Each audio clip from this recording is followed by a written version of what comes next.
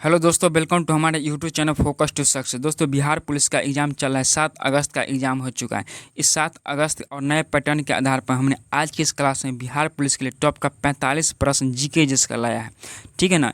यदि शुरू से अंत तक इस वीडियो को देख लेते हैं टॉप का 45 प्रश्न, तो आपको आने वाले शिफ्ट में 100% यहाँ से प्रश्न देखने को मिलेगा। तो इस 45 में से आप एक भी प्रश्न मिस मत कीजिएगा दोस्तों, क्योंकि काफ़ी इन्फॉर्मेशन इस 45 प्रश्न में दिया गया है। शुरू से अंत तक देखिएगा। ठीक है, चलिए देखते हैं क्वेश्चन नंबर 1 से। देखिए, क्वेश्चन नंबर 1 है, राष्ट्रीय स्वयंसेवक संघ की स्थापना कब हुई? काफ़ी इंपॉर्टेंट प्रश्न है। राष्ट्रीय स्वयंसेवक संघ की स्थापना 1925 ईस्वी में हुई थी। 1925 ईस्वी में। ठीक है ना। कहाँ पर हुआ था याद रखिए, पूछा जा सकता है एग्जाम हॉल में। नागपुर में हुआ था। ठीक है, चलिए काफ़ी इंपॉर्टेंट प्रश्न। अगला देखिए 2 नंबर।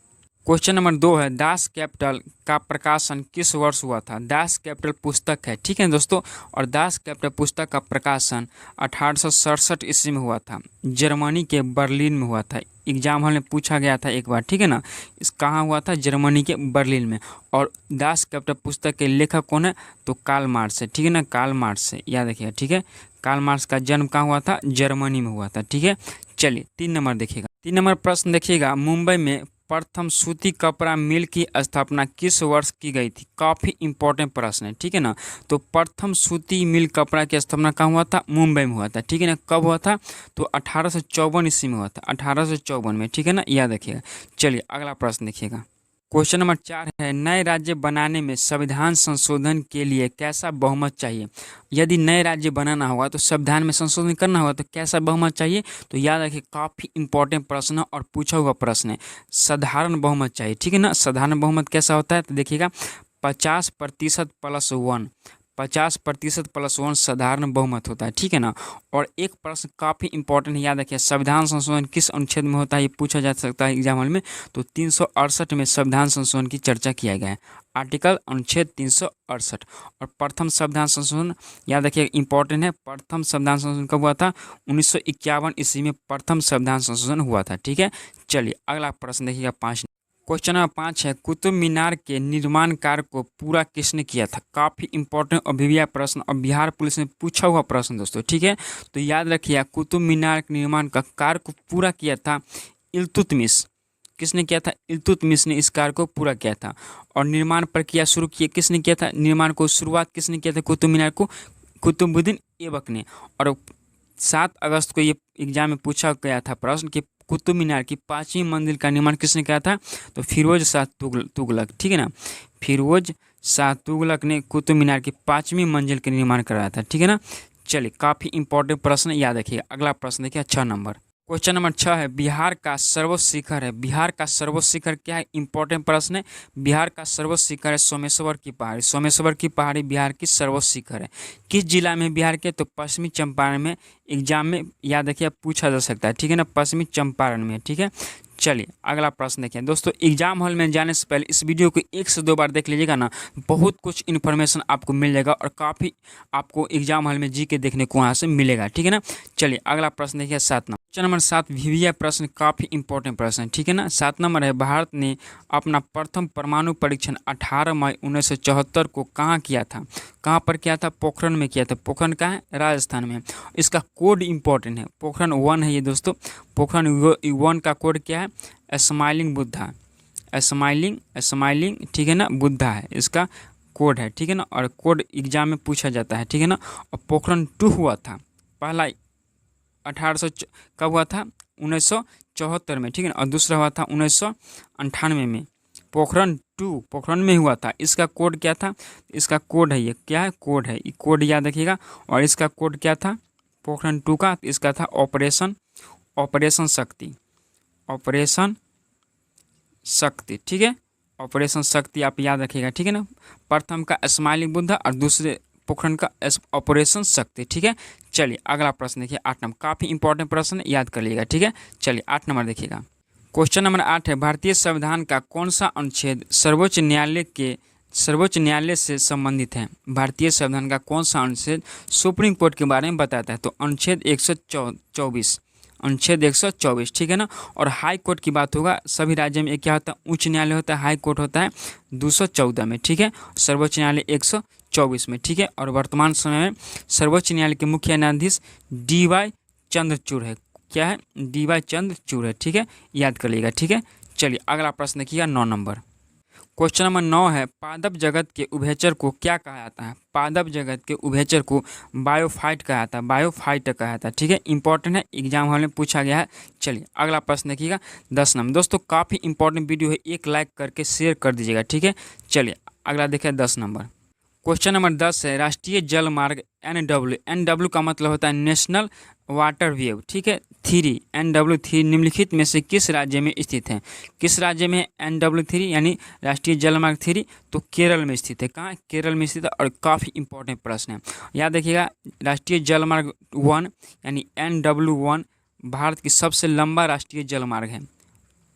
1 सबसे लंबा राष्ट्रीय जल मार्ग कहाँ पर है? वह हल्दिया से इलाहाबाद में, हल्दिया से इलाहाबाद में है। ठीक है ना, चलिए इलाहाबाद में है। कौन? राष्ट्रीय जलमार्ग 1 सबसे लंबा है और हल्दिया से इलाहाबाद के बीच रहता है। ठीक है, और ये इस प्रश्न का right answer option number C correct है। काफ़ी इंपॉर्टेंट प्रश्न। ठीक है, चलिए 11 नंबर देखिएगा। क्वेश्चन नंबर 11 है, हीराकुंड बांध किस नदी पर स्थित है? वेरी वेरी इंपॉर्टेंट प्रश्न है। हीराकुंड बांध महानदी पर स्थित है। महानदी कहाँ है? ओडिशा में है। कहाँ है? ओडिशा में है। ठीक है, और चलिए इसके बारे में हमने एक चार्ट तैयार किया है जो काफ़ी इंपॉर्टेंट है, और इस जितना भी संबंधित प्रश्न यहाँ पे आपको देखने को मिल सकता है, इसलिए हमने एक चार्ट आपको दिया है। ठीक है ना, याद कर लीजिएगा। देखिएगा, भारत में सबसे ऊंचा बांध टिहरी बांध कहाँ पर है? उत्तराखंड में है, और किस नदी पर स्थित है? भागीरथी नदी पर। ठीक है, चलिए आगे देखिएगा। भारत में सबसे लंबा बांध, इसके बाद थोड़ा क्वेश्चन नंबर 11 की, भारत में सबसे लंबा बांध हीराकुंड बांध उड़ीसा में है, महानदी पर है। यही प्रश्न है। ठीक है, और अगला है इंपॉर्टेंट है, अगला काफ़ी इंपॉर्टेंट है, एग्जाम में पूछेगा। ठीक है, भारत का सबसे पुराना बांध कल्लनई बांध है, कल्लनई बांध है। ठीक है ना, तमिलनाडु में, और कावेरी नदी पर स्थित है। ठीक है ना, इस चार्ट को आप याद कर लीजिए, काफ़ी इंपॉर्टेंट, आपको एग्जाम में देखने को 100% मिलेगा। ठीक है, चलिए 12 नंबर प्रश्न देखिएगा। क्वेश्चन नंबर 12 है, तारापुर परमाणु ऊर्जा केंद्र है। तारापुर परमाणु ऊर्जा केंद्र कहाँ है? कहाँ पर है? महाराष्ट्र में है। कहाँ पर है? महाराष्ट्र में। इसकी स्थापना पूछा गया था एक बार। ठीक है ना, बिहार पुलिस में। तो याद रखिए, इसकी स्थापना 28 अक्टूबर 1969 को हुआ था। किसका? तारापुर परमाणु ऊर्जा केंद्र का। कहाँ पर है? महाराष्ट्र में है। चलिए अगला प्रश्न देखिए 13 नंबर। क्वेश्चन नंबर 13 है, एल्युमिनियम बनाने में किस खनिज का उपयोग होता है? एल्युमिनियम बनाने में किस खनिज का उपयोग होता है?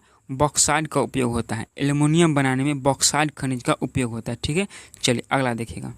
क्वेश्चन नंबर 14 है, विश्वव्यापी आर्थिक संकट किस वर्ष आया था, यानी किस वर्ष आरंभ हुआ था? वेरी वेरी इंपॉर्टेंट और काफ़ी वीविया प्रश्न है। विश्वव्यापी आर्थिक संकट 1929 ईस्वी में आरंभ हुआ था, 1929 को। ठीक है, याद कर लीजिएगा, 1929 को। ठीक है, चलिए अगला प्रश्न देखिएगा। क्वेश्चन नंबर 15 है, मानव शरीर में किस ग्रंथि को मास्टर ग्रंथि कहा जाता है? मास्टर ग्रंथि किस ग्रंथि को कहा जाता है? तो पीयूष ग्रंथि को मास्टर ग्रंथि कहा जाता है। किसे? पीयूष ग्रंथि को मास्टर ग्रंथि कहा जाता है।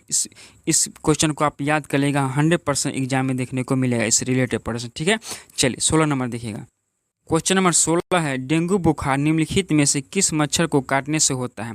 डेंगू का बुखार होता है किस मच्छर को काटने से? एडीज मच्छर को काटने से। इंपॉर्टेंट प्रश्न है, बी इसका राइट हो जाएगा। ठीक है ना, एडीज ही राइट आंसर होगा, एडीज मच्छर को काटने से। और यह मच्छर एक मादा मच्छर है। ठीक है ना, मादा मच्छर है। और एक इंपॉर्टेंट प्रश्न याद रखिएगा, डेंगू होता है ना दोस्तों, डेंगू ये वायरस से होता है। किससे होता है? वायरस से होता है। ठीक है, चलिए याद कर लिया, डेंगू वायरस से होता है। अगला देखिएगा 17 नंबर प्रश्न। क्वेश्चन नंबर 17 है, वह पदार्थ या वस्तु जिससे ध्वनि का संचरण होता है उसे कहा जाता है। वह पदार्थ या वस्तु जिससे ध्वनि का संचरण होता है उसे क्या कहा जाता है? तो उसे माध्यम कहा जाता है। ठीक है, उसे माध्यम कहा जाता है। और बिहार पुलिस ने पूछा हुआ प्रश्न है, इंपॉर्टेंट प्रश्न, और ध्वनि से प्रश्न तो एग्जाम में 7 अगस्त को देखने को मिला है, तो आप याद कर लीजिएगा। ठीक है ना, देखिए ध्वनि को किस में मापा जाता है? ध्वनि के बारे में समझिएगा। ध्वनि को डेसिमल डीबी में मापा जाता है। ठीक है ना, चलिए ध्वनि दोस्तों निर्वात में नहीं चलती है ध्वनि। ठीक है ना, ध्वनि सबसे अधिक चाल ध्वनि की ठोस में होती है, सबसे अधिक चाल ध्वनि की ठोस में होती है। ठीक है ना, और अगला देखिएगा, ध्वनि दोस्तों क्या होता है? माध्यम के कणों के कंपन के कारण ध्वनि उत्पन्न होता है। ठीक है ना, और ध्वनि हमेशा क्या होता है? ठोस में सबसे अधिक चलता है। माध्यम में कंपन के कारण, एग्जाम में पूछा जा सकता है, माध्यम में कंपन के कारण ध्वनि उत्पन्न होता है। ठीक है, चलिए इंपॉर्टेंट प्रश्न था ध्वनि के बारे में। अगला देखिए 18 नंबर। क्वेश्चन नंबर 18 है, राज्यसभा को भंग करने के लिए कौन सक्षम है। दोस्तों राज्यसभा एक अस्थाई सदन है। राज्यसभा एक अस्थाई सदन है, ठीक है ना। राज्यसभा को कोई भंग नहीं कर सकता है, ठीक है। डी इसका राइट आंसर हो जाएगा। लोकसभा को भंग कर किया जा सकता है, ठीक है ना, बट राज्यसभा को भंग नहीं किया जा सकता है। राज्यसभा किस अनुच्छेद में है? राज्यसभा अनुच्छेद 80 में, ठीक है। आर्टिकल 80 में राज्यसभा की चर्चा किया गया है, ठीक है। चलिए अगला प्रश्न देखिए, काफ़ी इंपॉर्टेंट सीरीज चला है दोस्तों, ये पार्ट 2 है, ठीक है ना। काफ़ी इंपॉर्टेंट वीडियो है, इसको लाइक करके एग्जाम हॉल के लिए आप रख लीजिए। 1 से 2 बार देखिएगा, आपको बहुत फायदा होगा एग्जाम हॉल में, ठीक है। चलिए अगला देखिएगा। क्वेश्चन देखिए, क्वेश्चन नंबर 19 है, भारत के कितने पड़ोसी देश हैं? भारत के कितने पड़ोसी देश है बताइए।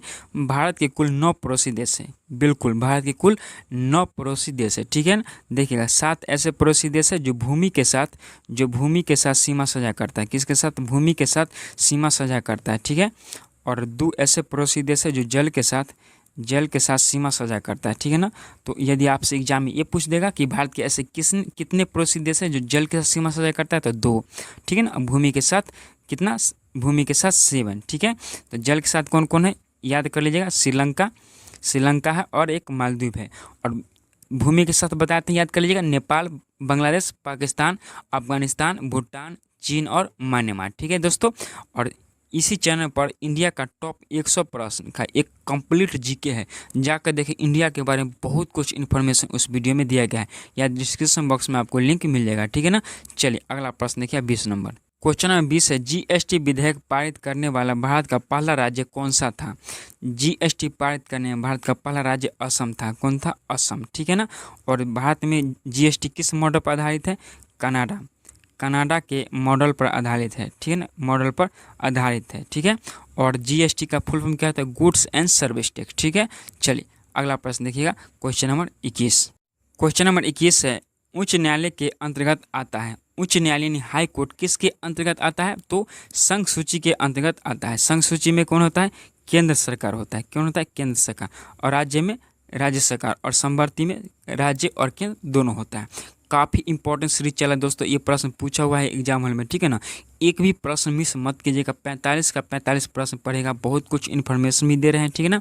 चलिए इसके बारे में समझिएगा। हाई कोर्ट प्रत्येक राज्य में होता है। किस अनुच्छेद के तहत कहा गया है? 214 के तहत हाई कोर्ट। और सुप्रीम कोर्ट किस अनुच्छेद जस्ट पढ़ा है अभी पीछे, कितना? 124 में सुप्रीम कोर्ट है, ठीक है। चलिए अगला प्रश्न देखिए, 22 नंबर। क्वेश्चन नंबर 22 वीवीआई प्रश्न दोस्तों, काफ़ी इंपॉर्टेंट प्रश्न। 22 नंबर है, चेचक के टीका की खोज सर्वप्रथम किसने किया था? चेचक के टीका की खोज सर्वप्रथम एडवर्ड जेनर ने किया था। कौन किया था? एडवर्ड जेनर, ठीक है ना। और एक प्रश्न पूछा था कि कब किया था, तो 1796 ईस्वी में किया था। 1796 ईस्वी में चेचक के टीका की खोज किसने किया था? एडवर्ड जेनर ने, ठीक है। चलिए अगला प्रश्न देखिए, 23 नंबर। क्वेश्चन नंबर 23 दोस्तों, स्टार ला कर रख लीजिए, 100% एग्जाम में ये प्रश्न देखने को मिलेगा। काफ़ी इंपॉर्टेंट है, कई बार बिहार पुलिस में ये प्रश्न रिपीट हो चुका है, ठीक है। क्या है 23 नंबर? मौद्रिक नीति समिति के अध्यक्ष कौन है? बताइए, मौद्रिक नीति समिति के अध्यक्ष कौन होता है? तो आरबीआई के गवर्नर होता है, यानी भारतीय रिजर्व बैंक के गवर्नर होते हैं। वर्तमान में कौन है भारतीय रिजर्व बैंक के गवर्नर? शक्तिकांत दास, ठीक है। वर्तमान में आरबीआई के गवर्नर, ठीक है। चलिए अगला प्रश्न देखिएगा।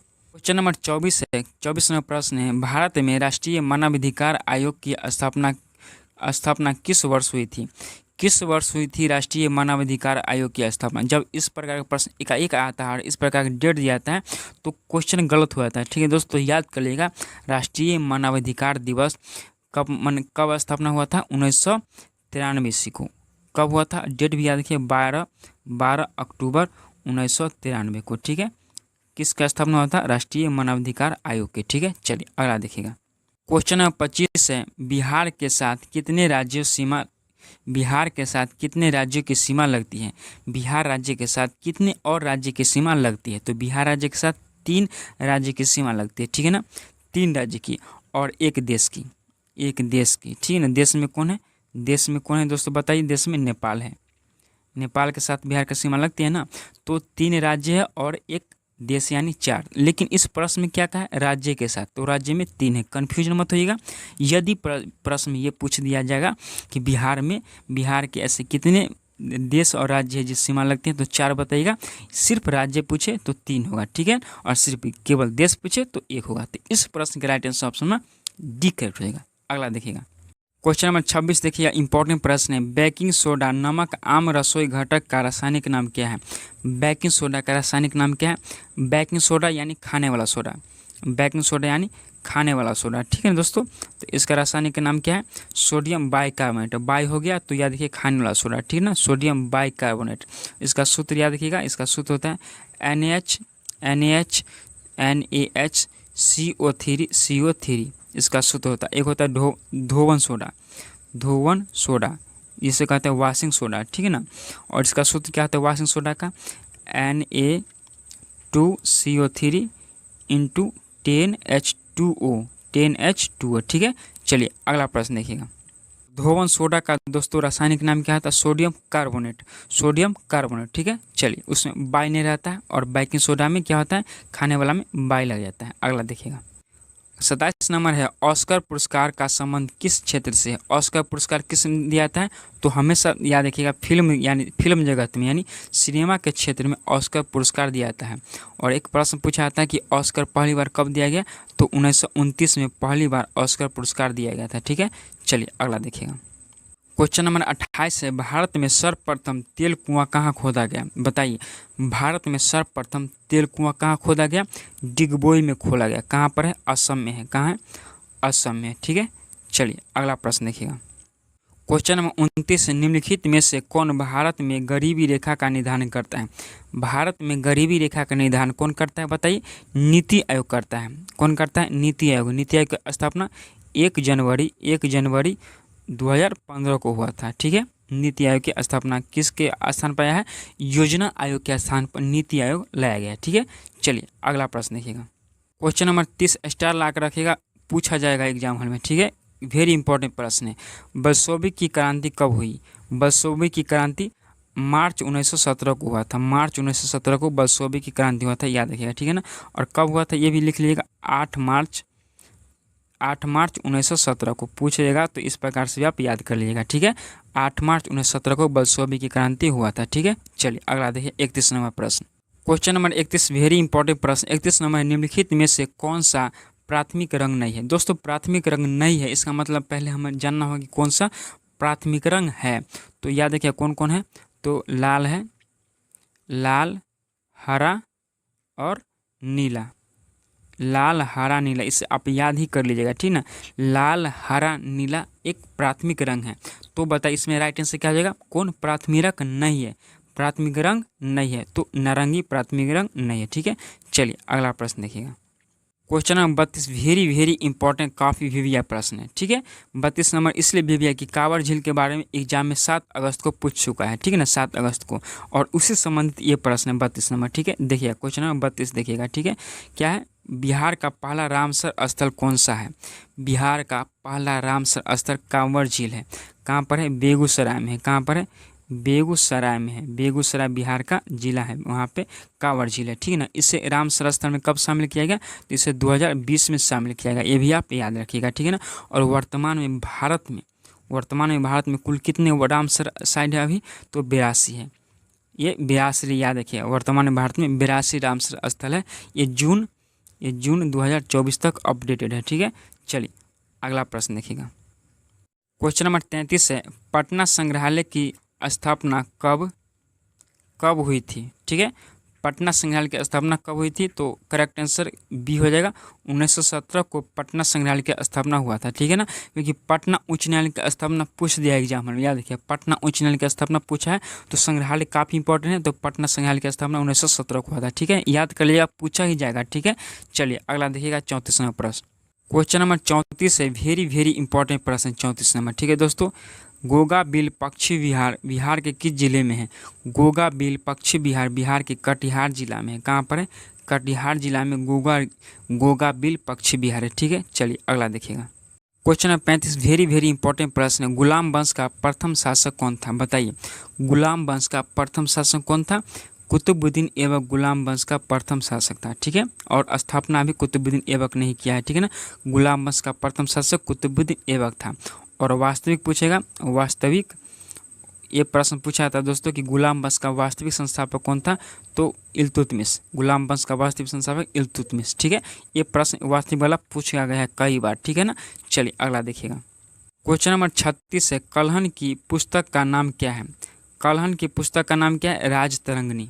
राजतरंगिणी एक संस्कृत किताब है, संस्कृत किताब है। ठीक है ना, संस्कृत किताब है।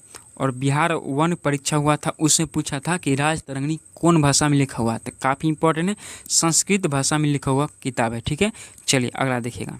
दोस्तों वीडियो को एक लाइक जरूर कर दिएगा। ठीक है ना, वीडियो को एक लाइक बहुत ज़रूरी है, क्योंकि लाइक से ही हमें वीडियो मोटिवेट करता है कि आगे हम और वीडियो आपको दे सके। ठीक है, चलिए अगला देखिएगा। अगला प्रश्न है 37 नंबर, निम्नलिखित में से कौन सा एक हड़प्पा का बंदरगाह है। कौन सा एक हड़प्पा का बंदरगाह है, तो लोथल। लोथल हड़प्पा का एक बंदरगाह है। याद देखिए, लोथल हड़प्पा का क्या है, एक बंदरगाह है। अगला प्रश्न देखिएगा। 38 नंबर है, राज्यसभा धन विधेयक को अधिकतम कितने समय तक रोक सकती है। राज्यसभा धन विधेयक को अधिकतम 14 दिन तक रोक सकती है। और याद रखिएगा, धन विधेयक हमेशा लोकसभा में लाया जाता है। लोकसभा में हमेशा लाया जाता है धन विधेयक। ठीक है, चलिए अगला देखिएगा। अगला प्रश्न है 39 नंबर, चाणक्य किसका प्रधानमंत्री था। चाणक्य चंद्रगुप्त मौर्य का प्रधानमंत्री था। चाणक्य चंद्रगुप्त मौर्य का प्रधानमंत्री था। ठीक है, चलिए इंपॉर्टेंट प्रश्न ये वाला। अगला देखिएगा 40 नंबर। ठीक है, क्वेश्चन नंबर 40 है, RH कारक का नाम किसके आधार पर पड़ा है। यानी RH फैक्टर होता है दोस्तों, RH फैक्टर होता है बायोलॉजी का वेरी वेरी वेरी इंपॉर्टेंट प्रश्न है। तो बंदर के नाम पर पड़ा है। ठीक है ना, बंदर के नाम पर RH फैक्टर का नाम पड़ा है। ठीक है, चलिए अगला देखिएगा। अगला प्रश्न 41 नंबर, दाची ग्राम अभ्यारण्य किस राज्य में स्थित है। दाची ग्राम अभ्यारण्य जम्मू कश्मीर राज्य में स्थित है। जम्मू कश्मीर राज्य में दाची ग्राम अभ्यारण्य स्थित है। ठीक है, चलिए अगला देखिएगा। 42 नंबर प्रश्न है, भारत का नेपोलियन किसे कहते हैं। भारत का नेपोलियन समुद्रगुप्त को कहते हैं। समुद्रगुप्त को भारत का नेपोलियन कहते हैं। ठीक है, वेरी वेरी इंपॉर्टेंट, कई बार रिपीटेड प्रश्न है। ठीक है, चलिए अगला देखिएगा प्रश्न। क्वेश्चन नंबर 43 है, पौधा कोशिका का पावर हाउस किसे कहता है। पौधा कोशिका का पावर हाउस किसे कहता है, बताइए। माइटोकॉन्ड्रिया को पौधा कोशिका का पावर हाउस कहते हैं। किसे, माइटोकॉन्ड्रिया को। ठीक है, चलिए नेक्स्ट प्रश्न देखते हैं। Question number 44। क्वेश्चन नंबर 44 है, निकट दृष्टि दोष को किसके द्वारा ठीक किया जाता है। निकट दृष्टि दोष को हमेशा याद रखिए, क्वेश्चन निकट दृष्टि दोष है तो अवतल लेंस। निकट दृष्टि दोष अवतल लेंस, और उत्तल लेंस दूर दृष्टि दोष को दूर करने के लिए। ठीक है, और याद रखिए दर्पण में एक, ये तो लेंस की बात है, दर्पण में याद रखिए जैसे हजामती दर्पण, हजाम यानी दाढ़ी मूछ बनाने में अवतल दर्पण, अवतल दर्पण। ठीक है ना, अवतल दर्पण। और गाड़ी के साइड मिरर में उत्तल दर्पण, उत्तल दर्पण। ठीक है, चलिए अगला प्रश्न देखिएगा। क्वेश्चन है 45 और लास्ट प्रश्न है, लाल रक्तकण का निर्माण कहाँ होता है। लाल रक्तकण का निर्माण याद देखिए अस्थि मज्जा में होता है। और एक प्रश्न पूछा जाता है कि लाल रक्तकण का जीवन काल कितना होता है। जीवन काल लाल रक्तकण का जीवन काल होता है 120 दिन का। ठीक है दोस्तों, तो काफ़ी इंपॉर्टेंट हमने पढ़े प्रश्न 1 से लेकर के 45 से, काफ़ी विविया और रिपीटेड प्रश्न और एक्सपेक्टेड प्रश्न जो आपको आने वाला शिफ्ट में यहाँ से 100% देखने को मिलेगा। तो 1 से 2 बार वीडियो को देख के एग्जाम में जाएगा, बहुत कुछ हेल्प मिलेगा। ठीक है, चलिए वीडियो को लाइक करके कमेंट कीजिएगा, शेयर कीजिएगा। ठीक है, थैंक यू, बाय दोस्तों।